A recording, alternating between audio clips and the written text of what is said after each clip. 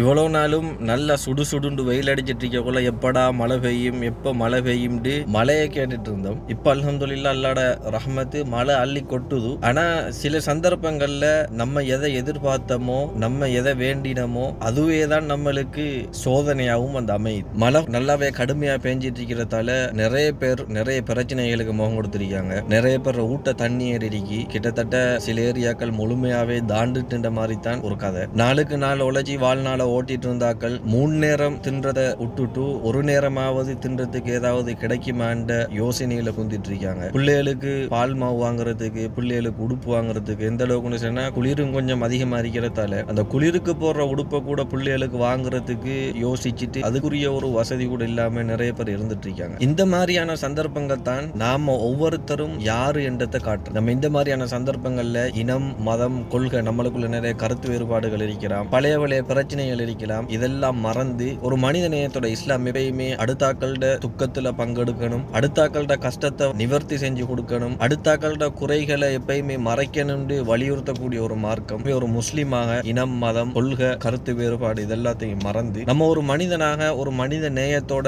நிலைமைகளை கையாளணும் என்றதோட நான் நினைக்கிறேன் இந்த நிலைமை காசி மட்டும்தான் வாழ்க்கண்டு வாழ்ந்த ஒரு சில ஆக்களுக்கு பணக்காரனா மட்டும் இருந்து போதா, ஆக்களோட ஏற்றத்தாழ்வு இல்லாம பணக்காரன், ஏழை, செல்வாக்குள்ளவன், செல்வாக்கு இல்லாதவன் வித்தியாசம் இல்லாம எல்லாரும் தேவை என்ற ஒரு அடிப்படையையும் உணர்த்திருக்கும் நான் நினைக்கிறேன். இந்த டைம்ல இந்த அனாவசியமான பயணங்களை தவிர்த்துக்கணும். அங்க ட்ரிப் போறது, இங்க ட்ரிப் போறது, பொடியமாவோட சேர்ந்துட்டு கண்ட நின்ற மாதிரி பைக் ஓடி தெரிகிறது. இன்னும் கொஞ்சம் பேர் இருக்கிற அப்படின்னா அடுத்தாக்கள்கிட்ட சோதனை அவங்களுக்கு சந்தோஷம். அவனவன் ஊடு தாண்டி பிள்ளைகளுங்க படுக்க வைக்கிற, பிள்ளைகளுக்கு என்ன தின்ன கொடுக்குறன்னு யோசிச்சிருக்க கூட கொஞ்சம் பேருக்கு உலாத்தல், அதுவும் எப்படி குடும்பத்தோட பின்னு கொண்டாட்டி ஏத்திட்டு கொண்டாட்டிங்க புருஷனுக்கு நடுவுல ஒரு புள்ள, டெங்கில இன்னொரு புள்ள, புருஷன்ட ஒரு கையில கூட மத்த கையில தான் பைக்ட முழு கொண்டோடும். அதுவும் பைக்ட கண்டிஷனை பார்த்தா நல்ல கண்டிஷன், ஒன்று தேஞ்ச டயர் அரிக்கும், இல்லாட்டி பிரேக் ஒழுங்கா வேலை செய்யாது. இப்படி ஒரு வெள்ளம் பார்க்கணுமா? இந்த டைம்ல நம்ம பத்திரமா இருக்கிறியா, இல்லாட்டி நம்மளே ஆபத்தை போய் தேடி உள்றேன். சில டிரைவர் மாதிரி நல்லா விளங்கும், முன்னுக்கு தண்ணி ஸ்பீடா ஓடுது, போவேலா போனா மாட்டிக்குவோம் சொல்லி தெரிஞ்சிட்டும் கொண்ட இறக்குவானல. வளமையா போற ரோட்டா தான் இருந்தது சொன்னாலும் தண்ணி வார ஃபாஸ்ட்டுக்கு சில நேரத்தில்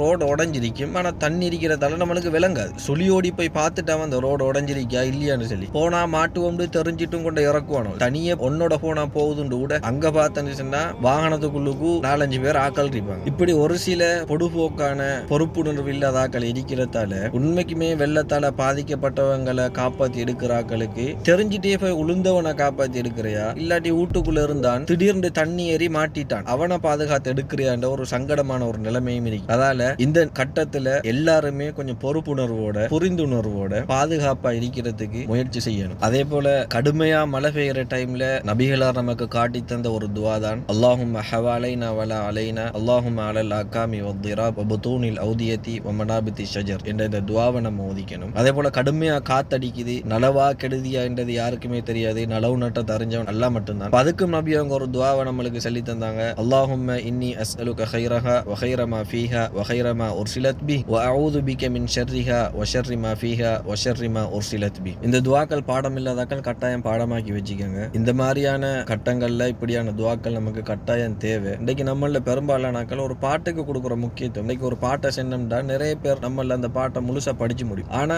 சந்தர்ப்ப துவாக்களை கேட்டோம்னு சொன்னா நிறைய பேர் அங்கேயும் கண்ணை பிதுக்கிறத பார்த்தோன்னு சொன்னா கொஞ்சம் கவலையா தானே இருக்கு. எனவே நம்ம இதுகளுக்கும் கொஞ்சம் கட்டாயம் முக்கியத்துவம் கொடுக்கணும் என்றதோட இந்த மாதிரியான கட்டங்கள்ல கொஞ்சம் பொறுப்புணர்வோட கவனத்தோட பாதுகாப்பாக இருக்கிறதுக்கு நம்ம முயற்சிக்கணும் என்ற வேண்டுகோளோட எப்பயுமே நாம எல்லாரும் அடுத்தாக்களோட துக்கத்துல பங்கெடுத்து ஒத்தருக்கொத்தரு உதவி செஞ்சு கஷ்டங்களை நீக்கி நாம எல்லாருமே ஒன்றாக சந்தோஷமா வாழணும் என்ற பிரார்த்தனையோடு முடித்துக் கொள்கிறேன். அஸ்ஸலாமு அலைக்கும் வரஹ்மத்துல்லாஹி வபரகாத்துஹு.